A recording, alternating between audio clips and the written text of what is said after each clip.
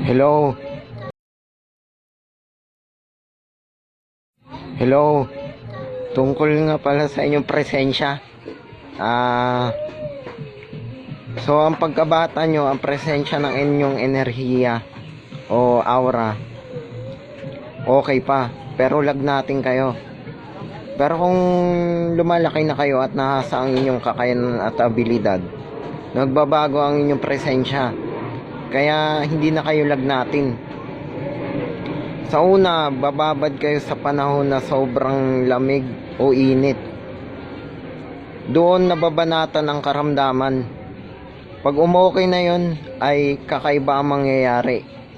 Yung situated ng pagbabago ng enerhiya, ng presensya ng aura, yun yung situated na pagbabago pa rin yun, na matatawag. Ganon yun kumbaga. Ganon yun, kakaiba yung situated na yun. Ang nangyayari pa nga doon ay situated yun na nagbabago palagi. Ang enerhiya ng aura ay siyang tiyak na pagbabago. Yun yung situated na kakaiba ang nangyayari. Yun yung kakaiba ang sitwasyon kapag nagbabago ang enerhiya ng aura. Yung situated, kung kayo ay makapasa na, hindi na kayo lalagnatin o makakaranas ng gutom o uhaw kung kayo ay na-exercise na saang kakayanan at abilidad. Hindi na kayo tatablan ng sakit at gaunti na lamang ang mangyayari sa inyong karamdaman o sakit. Iwasan lamang uminom ng mga sobrang dehydrated drinks, tsak na ikamamatay nyo ng maaga. Iwasan nyo ding ilimita ng pagkain sa sobrang rami. Yun yung situated na bumabagsak ang inyong kalusugan. Yung kalusugan na sinasabi doon ay kakaiba. Yun yung situated na hindi nyo alam kung ano yung nangyayari. Kaya mga situated ng pagiging hunter aura energy, yun yung situated na kakaiba. Yun yung sitwasyon na meron kayong napapansin na pagbabago sa inyong paglaki. Growth, age, manner yun kumbaga.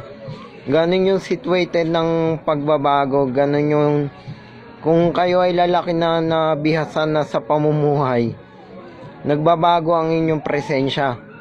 Kaya hindi na pagkabata yung presensya nyo. Tsaka ang mundong ito ay hindi pa matitiyak kung ito na ba ang natatanging mundo. Ang alam ko, latag ang mundo. Yun yung situated doon. Ganon yung situated na nagbabago ang pamumuhay sa mundong ito. Ganon yung situated ng pagbabago kahit sabihin nyo pang hello. Magandang umaga. Ang panaginip nyo pala ay nagkakatotoo. So ang situated ng inyong panaginip, yun yung situated na ang panaginip nyo. Halimbawa, ang pagkabata nyo, yun yung panaginip nyo hanggang pagtanda na nagkatotoo na ngayon. Ang pagkakatotoo ng panaginip ay isang sitwasyon na ang bagay na nangyayari ay pagbabago. Yun yung situated na nakikita doon sa loob. Yun yung situated na pagbabago ng anyo. So ang anyo ay nagbabago. Ganon yun kumbaga. Yung sitwasyon ng pagbabago ng anyo, yun yung situated na bigla kayo nagbabago ng anyo. Yun yung sitwasyon na nagbabago kayo ng anyo dahil sa ang panaginip nyo ay nagkatotoo na. Yun yung sitwasyon na ang mundo ay latag. Latag ang mundo. Ganon yun baga. Yung sitwasyon sa mundong yun, totoo ang pamumuhay doon. Marami nang nakarating doon matapos silang mamatay sa mundong ito. Sila ay nanatili muna sa langit bago sa latag na mundo. Yun yung sitwasyon ng panaginip. Ang panaginip ay tumutukoy sa maunlad at kasiyasiyang pamumuhay. Yun yung sitwasyon ng pamumuhay na maunlad, latag na mapa, walang katapusan ng nasyon ng mga plag. Magaganda ang paraiso doon. Ganun yung sitwasyon ng paraiso doon. Ang sitwasyon ng paraiso doon, ganun yun baga. Yung sitwasyon ng mga pagbabago doon ay sitwasyon yun ng pag-unlad ng pamumuhay doon. Yun yung sitwasyon na sobrang yaman ng pamumuhay doon. Mga ari-arian doon ay singganda. Pero hindi pa lingid ang kalaman sa pagtuklas ng latag na mapa o mundong flat map. Flat map world group. Ang pamumuhay doon ay parang pamumuhay na marami. Marami pamumuhay doon.